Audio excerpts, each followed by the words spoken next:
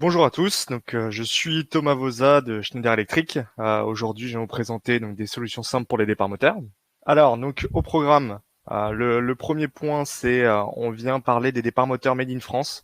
C'est un point pour nous qui est très important et justement, on va vous montrer comment à la fois vos contacteurs, les disjoncteurs ou autres sont fabriqués et un peu vous montrer l'envers du décor, si je peux dire. Et derrière ça, l'offre simplifiée et aussi son configurateur. Et ensuite, les nouveautés en avant-première, pour vous, sur ce webinaire. Moi, je suis gérant d'offres sur la partie Thesis et aussi Harmony. Et du coup, c'est moi qui vais animer cette session. Alors, des départs moteurs made in France. Déjà, le premier point, c'est que Thesis, c'est une offre où on a 90 ans d'innovation. Les tout premiers contacteurs viennent de 1924. On a quasiment 100 ans presque sur cette marque. Avant, il y avait aussi Télémécanique et Merlin-Gérin. Il y a eu une fusion qui, au final, ont développé l'offre Thesis. Mais du coup, on a réellement une ancienneté sur ces départs moteurs de quasiment 100 ans. On peut voir lors des dernières années des évolutions, notamment le Thesis des Green. Après, on a eu le GV4, le GV5 et le GV6. Et on continue avec le Thesis Island en 2020. C'est un point pour nous qui est très important parce que on veut tout le temps évoluer, on veut tout le temps amener des valeurs ajoutées et surtout vous simplifier la vie avec les contacteurs. On sait que c'est que ce soit les contacteurs ou les départs moteurs d'ailleurs, on essaye au maximum de simplifier l'utilisation et aussi d'amener des nouvelles valeurs comme de la connectivité avec le Thesis Island. Donc, quand on parle de départ moteur, premier point, on parle de protection des courts-circuits. On parle aussi de la commande et de la protection thermique au niveau des départs moteurs. Tout ça avec de la gestion du moteur, donc savoir quand est-ce que votre moteur démarre, quand est-ce qu'il s'arrête, mais aussi sa sécurité. Parce que la sécurité est un point très important et de toute façon, il faut certifier les machines pour que vous puissiez les utiliser pour vous ou pour vos clients. Donc, Thesis, c'est une gamme complète sur les départs moteurs, de la sécurité jusqu'à la gestion et à la protection. Donc là, je vais vous montrer une vidéo sur Thesis et comment sont fabriqués notamment les contacteurs à l'usine du Vaudreuil. Alors hop, je vais partager mon écran.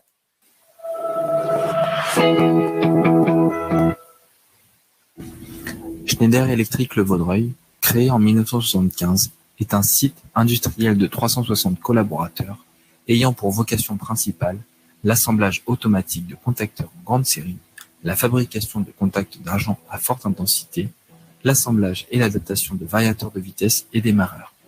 Notre usine a su déployer des technologies du futur, ce qui en fait une vitrine de Schneider Electric pour nos clients.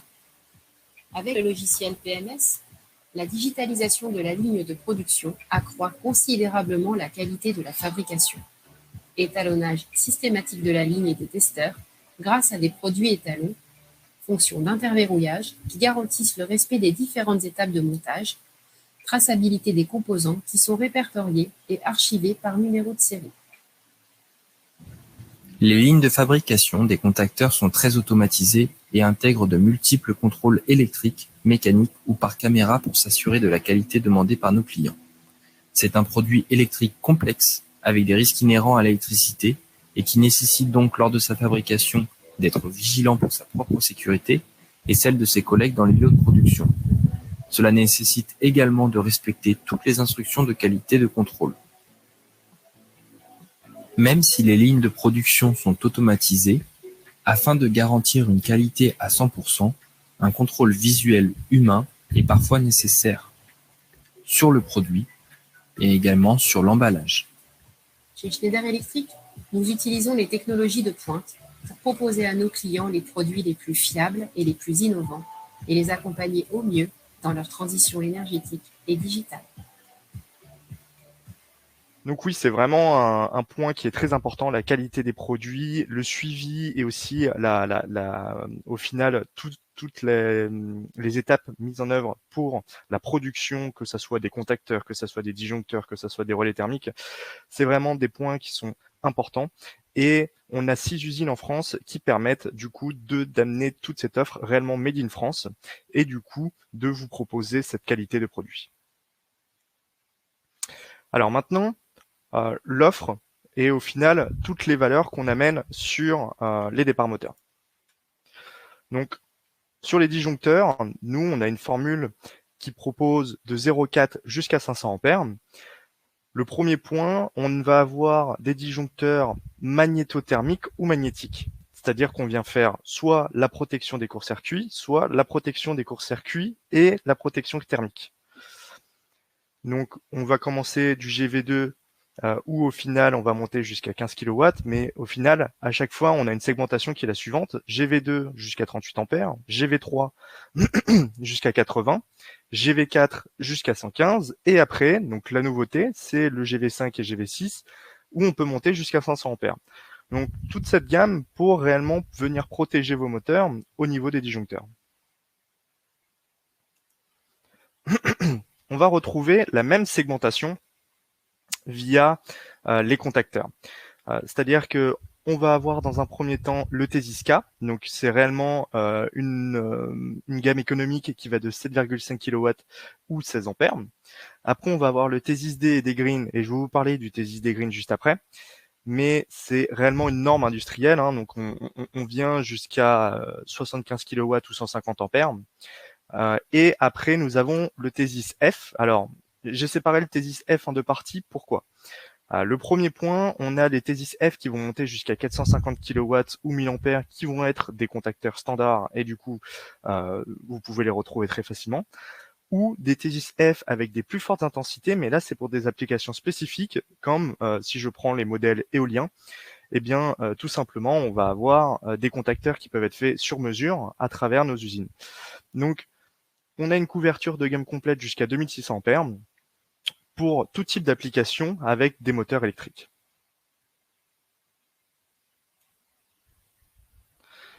Alors, après, on a aussi des systèmes tout en un, ce qu'on appelle aussi des systèmes de gestion moteur.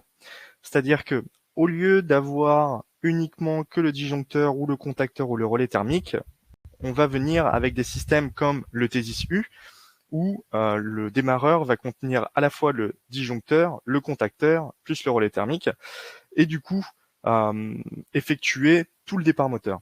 On va avoir un modèle sans communication et un modèle avec communication. L'avantage, par exemple, si je prends le Tésys U, c'est vraiment qu'on gagne énormément sur l'encombrement. L'encombrement devient plus petit et du coup vous libère de la place au niveau de vos démarrages moteurs.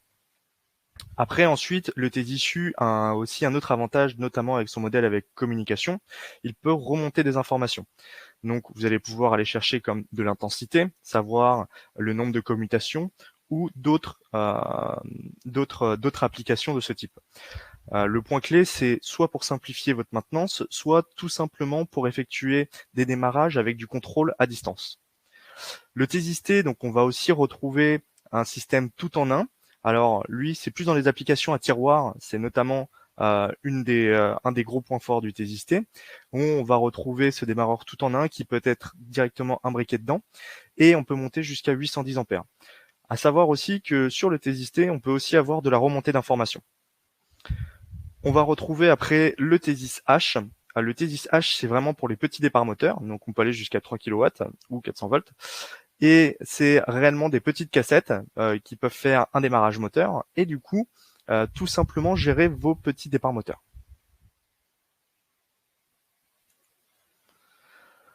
Ensuite, on a toute une partie sur la protection et les interrupteurs sectionneurs. Alors, donc comme je vous expliquais tout à l'heure, on va retrouver au final les contacteurs, les disjoncteurs et les relais thermiques. Donc voici les relais thermiques notamment qui peuvent s'accorder avec les gammes que vous venez de voir précédemment. Donc les LR9D ou LR9F, ça va être des relais thermiques qu'on va pouvoir même avoir avec un bloc de jonction directement imbriqué dans sur le contacteur et du coup réduire au maximum l'espace que vous pouvez avoir sur vos démarrages moteurs. Donc ça, c'est un gros point fort. On va monter jusqu'à 315 kW. encore une fois, si vous avez un disjoncteur magnétothermique, du coup, vous n'avez pas besoin de ce relais thermique. En l'occurrence, si vous n'en avez pas, vous pouvez partir sur ce système-là. On va retrouver aussi des interrupteurs sectionneurs. Donc là, c'est tout simplement soit la mise en marche pour faire de l'interruption et du sectionnement. Donc, on va aller de 12 ampères jusqu'à 175 ampères. L'avantage, c'est que vous avez un choix flexible dessus, et je vais y revenir un tout petit peu après au niveau du configurateur. Mais c'est réellement une force de pouvoir se dire, bah, au final, moi, je veux avoir mon démarrage complet plus mon interrupteur et mon sectionneur. On peut aussi avoir des systèmes avec des fusibles. Alors, on a deux gammes, nous, chez Schneider Electric. On va avoir le Thesis DF, le LC1, GK1, et on va avoir le Thesis GS.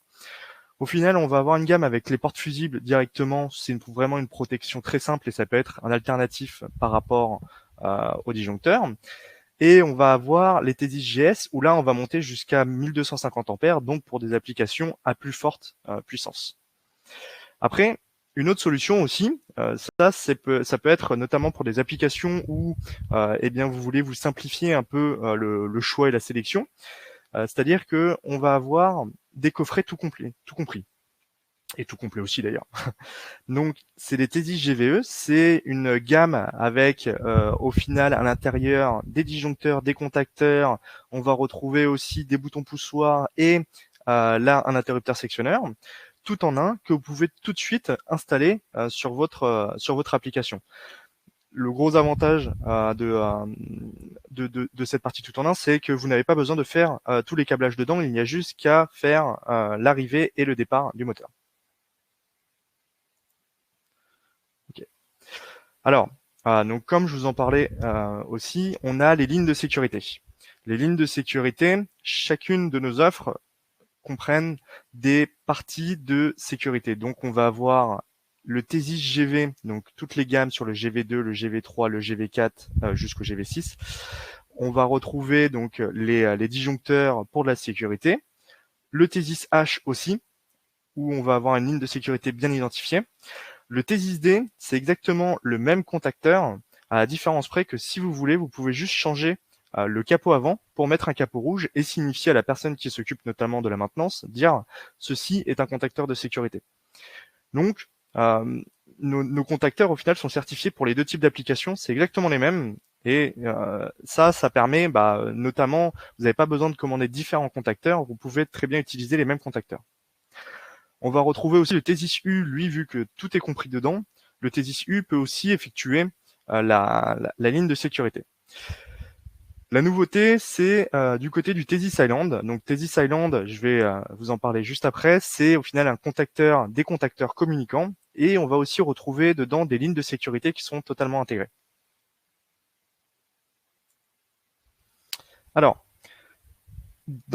j'ai pris un exemple, c'est une chaufferie. Au final, moi, je peux retrouver dedans des disjoncteurs, des contacteurs, mes relais thermiques. Donc là, ici, typiquement, vous avez l'exemple sur la photo où dedans, je vais retrouver toute l'offre Thesis.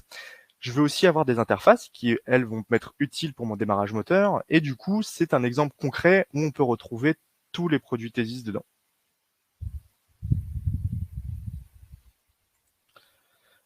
Alors, pour simplifier l'offre, parce que aujourd'hui c'est quand même assez compliqué, on a tous les produits sont disponibles, mais quelque part j'arrive dans un choix où je me demande comment faut-il réaliser du coup mon départ moteur et comment choisir le bon produit et comment en être sûr. Moi, ce que je vous propose, c'est aujourd'hui nous avons un configurateur en ligne. Donc hop, je vais partager mon écran. Donc là, c'est notre configurateur. Notre configurateur, il s'appelle EcoStruxure Motor Control Configurator. Ce que je vous conseille, c'est aller dessus et juste relever la plaque moteur. Sur la plaque moteur, derrière, vous allez retrouver toutes les informations nécessaires pour le choix de votre démarrage moteur.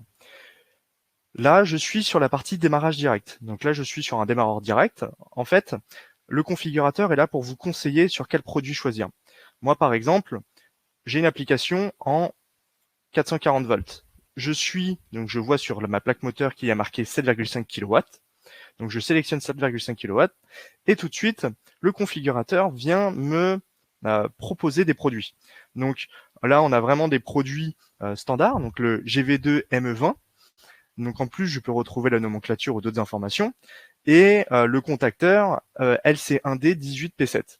Donc ça, c'est intéressant parce que tout de suite, vous pouvez retrouver ces produits et vous pouvez avoir les informations dessus.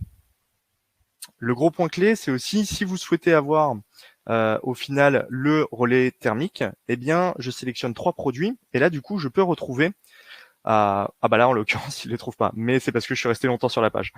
Mais du coup, il est possible d'avoir tout de suite plusieurs produits en même temps et de retrouver les informations sur ces produits. Après, on peut avoir tous les accessoires, comme les blocs d'association, les contacts auxiliaires, que je peux rajouter à mon architecture. Donc, le configurateur vient vraiment vous conseiller, et derrière, vous pouvez retrouver les produits sur RS Component. Le configurateur, c'est réellement une aide pour vous sur la sélection, que vous assurez que vous avez fait le bon choix. N'hésitez vraiment pas à relever les plaques moteurs et du coup à vous essayer sur ce configurateur. Cela vous permettra d'avoir la bonne solution. Donc, ça, c'était la partie sur l'offre et les configurateurs. Et maintenant, voici la découverte des nouveautés en avant-première. Alors, le premier point, c'est le Thesis des Green. Le Thesis des Green, c'est un produit innovant dans le sens où on vient avec une bobine différente, parce que c'est une bobine électronique, et au final, on vient faire de l'efficacité énergétique. Donc, on va avoir 80% d'économie par rapport à un contacteur électromécanique. Ça vient aussi avec dans les courants forts, on vient avoir des plus petites tailles. Donc tout de suite, le contacteur vient avoir un emplacement plus petit et du coup, il vient être plus performant dans votre armoire. On va avoir moins de dissipation d'énergie dans l'armoire et là du coup, le contacteur Thesis des Green vient aussi améliorer au final votre température dans votre armoire. Et on a aussi un design dedans. Donc quand vous voyez cette couleur noire, c'est tout simplement que on vient avoir un design Green Premium et ça fait des machines plus vertes. L'avantage, c'est que vous avez besoin que de 4 références pour couvrir de 24 volts à 500 volts. En fait, ce sont des contacteurs qui fonctionnent, que ce soit en courant alternatif ou en courant continu, c'est exactement les mêmes références. La bobine électronique, elle, vient gérer cette différence en alternatif ou en continu et du coup vient effectuer, en l'occurrence, la commande. Après, on va avoir aussi des connexions directes à des entrées-sorties PLC sans nécessiter de relais d'interface. Donc, si vous avez notamment des applications où avant bien il fallait des relais, avec le Thesis des Green, vous n'en avez plus besoin.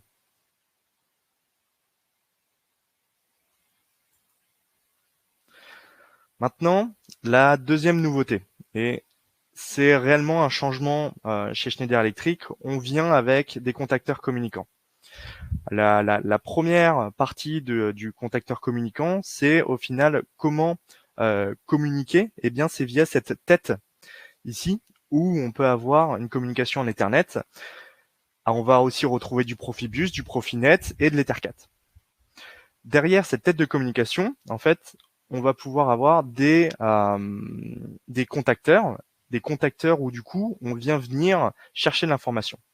Donc pourquoi le Thesis Island? Eh bien de la commande et du contrôle à distance, un gain de câblage et du temps de design, de la remontée d'informations avec de la cybersécurité, de la maintenance préventive, parce que si on remonte les informations, évidemment, ils vont être traités, et je vais vous montrer juste après, via le web server. Et une fois ces informations traitées, tout de suite, on vient vous alerter s'il se passe quelque chose, et même en avance, c'est-à-dire même s'il ne s'est pas réellement passé quelque chose sur votre départ moteur, il vient vous dire à 80% de votre utilisation, par exemple, attention, il va bientôt falloir changer ce produit. Et l'avantage, c'est que quand on dit totalement agnostique, c'est-à-dire qu'on peut l'utiliser via plusieurs systèmes. Donc, le Thesis Island, on peut l'avoir en montage vertical ou horizontal. C'est réellement un produit qui est pour moi très innovant parce que il concentre à la fois une technologie, que ça soit sur les départs moteurs ou que ça soit sur la montée d'information. On va venir jusqu'à 80 ampères et 37 kW et on vient réduire le temps d'arrêt des machines. C'est vraiment le point clé. Et on peut aller jusqu'à 1 mètre ou 20 départs moteurs et de la gestion de l'énergie intégrée. Et derrière, ça fonctionne donc avec plusieurs systèmes. Et on va avoir une connectivité assez ouverte et large. Donc du coup, on va rentrer dans l'industrie 4.0 et tout ça avec une cybersécurité très importante qui va être une protection Achille Level 2. Alors, maintenant, voilà à peu près les informations qu'on peut tout de suite retrouver sur le Thesis Island. Et je pense c'est là où on voit l'exemple concret. J'ai mes départs moteurs, j'ai un départ moteur ou même avec une tablette, je peux me connecter sur le Thesis Island et je peux savoir ce qu'il se passe ou les événements sur mon départ moteur. Donc je peux savoir si tout se passe bien, combien de commutations, donc combien au final de fois mon moteur a démarré. Je peux avoir des relevés d'intensité, je peux avoir même la température du moteur parce qu'il y a aussi des entrées-sorties intégrées dedans. Et derrière, le web server intégré dans le Thesis Island vient analyser ces données et vient vous les remonter.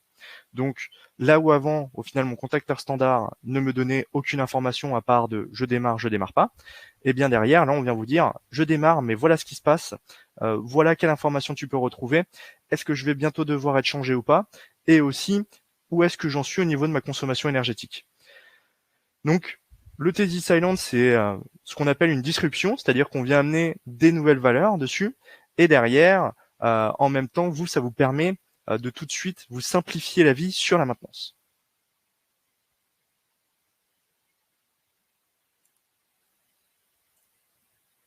Voilà, donc c'était tout pour moi. Maintenant, je ne sais pas s'il y a des questions, alors je vais aller voir sur le chat. Raphaël, as-tu noté des questions? Alors oui, on a plusieurs questions de Thibaut et de Lionel. Oui. Alors, je te laisse voir dans le chat. Alors, je vais commencer. Obligatoirement en formation via web server, un logiciel GMAO. Ça s'est décalé. Alors, obligatoirement en formation via web server, un logiciel de GMAO peut-il être utilisé? Alors oui, un logiciel de GMAO peut être utilisé, bien sûr.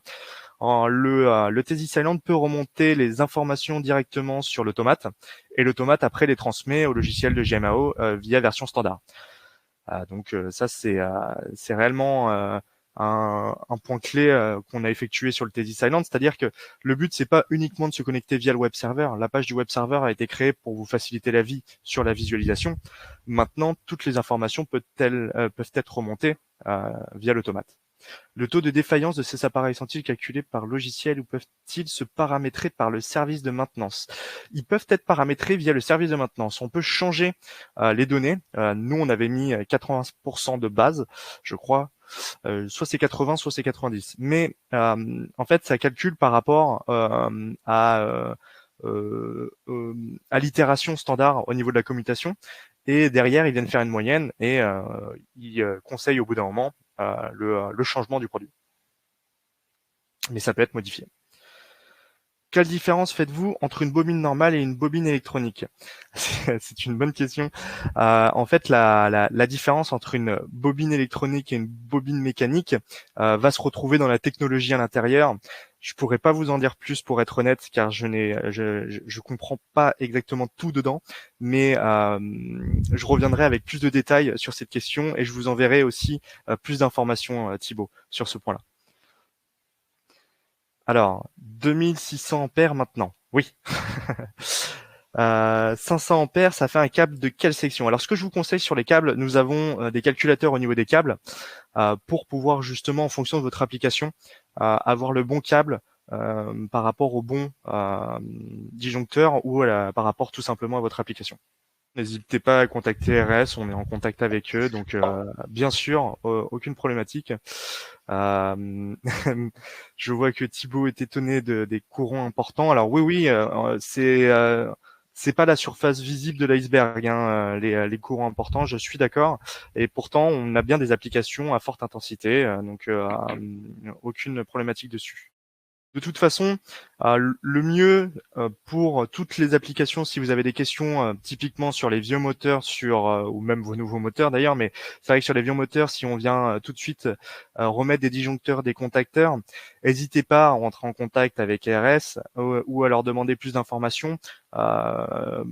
pour savoir si les contacteurs ou les disjoncteurs sont le bon modèle prescrit sur les applications.